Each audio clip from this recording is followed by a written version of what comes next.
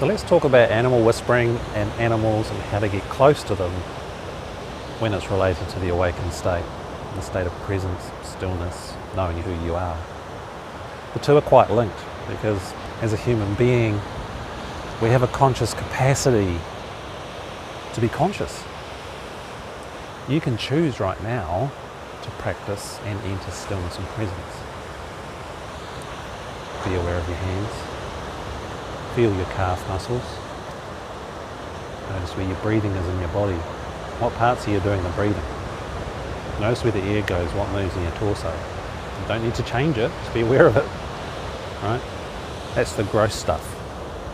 But as you are aware of that space, it also holds other stuff. Your emotions, your thoughts, your body tensions, pains, your desires. And a small space up here holds the chattering head.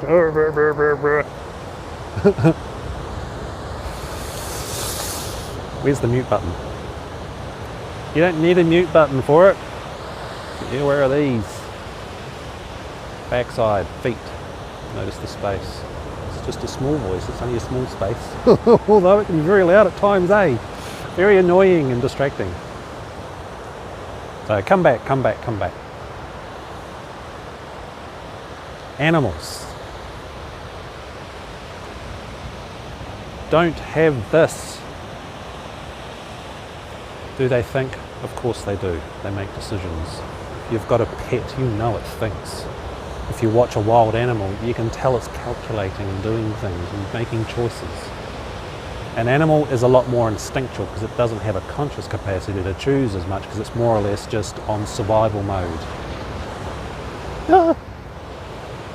Loud noise, get away. Right? They don't have the capacity to stop. Choose the stillness and make a conscious choice, which may go against the survival instinct. So as a human, you have that. There may be other animals on this planet, but we won't go into that debate, that have that capacity too. There are certainly some animals that are more intelligent than others, that's for sure. Magpies, crows, parrots, keas, the New Zealand kea, incredibly smart animal. I've taught a wild one to play hide and seek in 10 minutes, and it was 3 days walk from the end of the road. 3 days tramping.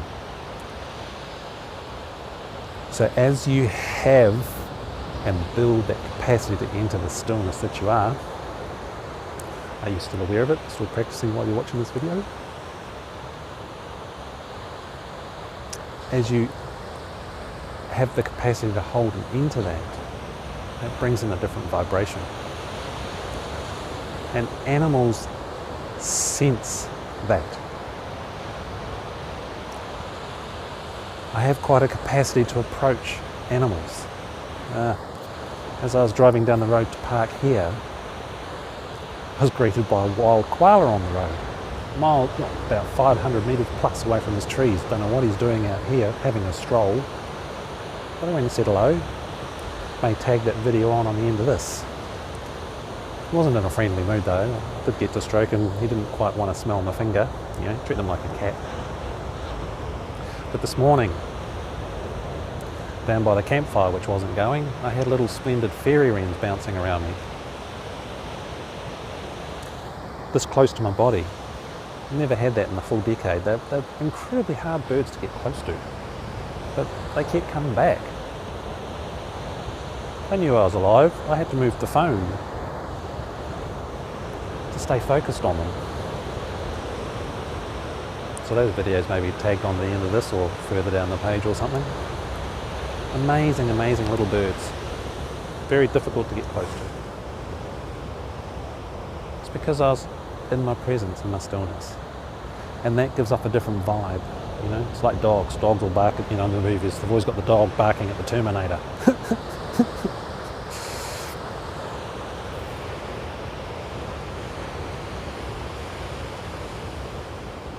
The thing is too, but when you hold this presence and this stillness and you're approaching wild animals, you need to be aware that they run on a very reduced level of consciousness compared to you.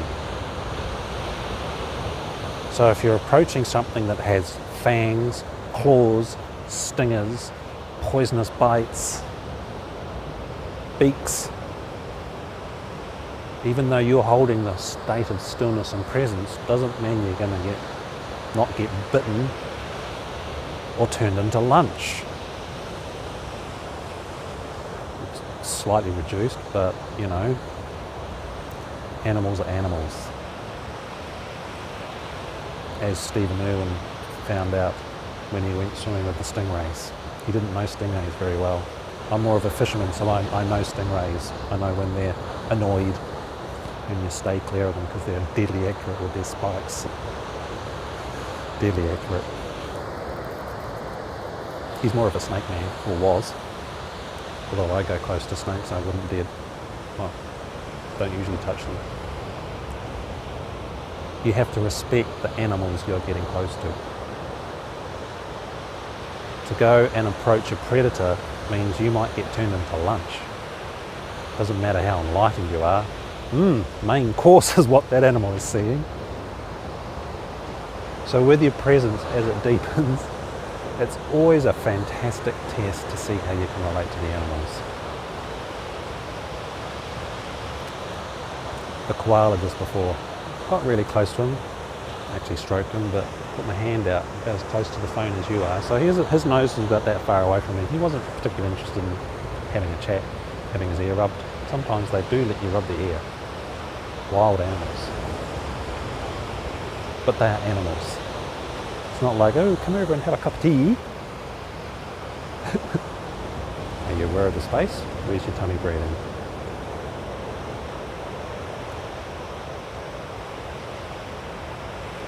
When you're holding that space and approaching wild animals, it is literally like I hold that space intentionally and allow my consciousness to include them. I allow them to feel my beingness, my gentleness, my isness. And you can literally feel their brains thinking.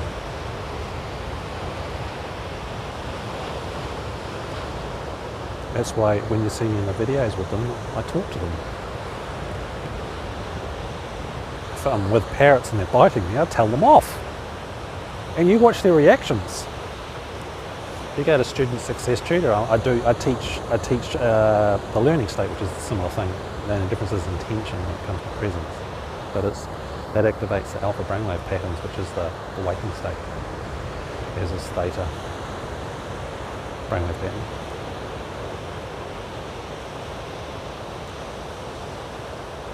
When you enter the learning state, the awakened state, your whole brain activates. You can be there with those animals and they will respond to you better. They may hang around.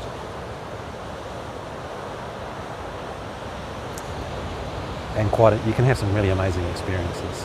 Like one year when I was tramping up the Copeland track in the south coast, the west coast of the South Island, New Zealand. I'd been up in the Wops for 5-6 days and I was tramping down. And I came across a Himalayan, a chamois. They're quite rare in their natural countries, but over here in New Zealand they're a bit of a pest. But I was with a wild chamois, buck male chamois, for over half an hour. And I was between 5 and 7 metres between me and him the whole time. He sat there, he was munching away and eating and stuff, and he was happy with me. Very, very fortunate experience. But I was able to hold that space, that unity and that stillness with this amazing animal. I tell hunters about it, they can't believe it because they're incredibly difficult to get close to, even to get within shooting range. Because they go there to hunt them.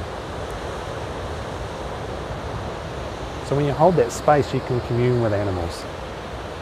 But do be aware if you're dealing with animals that have the capacity to injure you.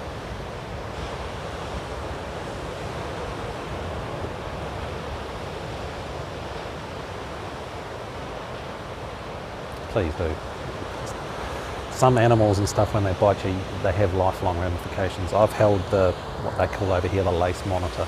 I even picked up a 2-metre one once with one hand, taking a photo with the other one. Pure silliness on my part. But if those things bite you, It's a lifelong complication, if not losing limbs and organ failure. We know someone that actually had organ failure from one of them biting him. So, being aware of the space. Learn how to use this as a feedback mechanism for your practice if you do get to spend time with animals, wild animals. And in every city around the world, there are pigeons. Go and practice with the pigeons. Go and learn how to relate to them. Sparrows, starlings, the crows, magpies.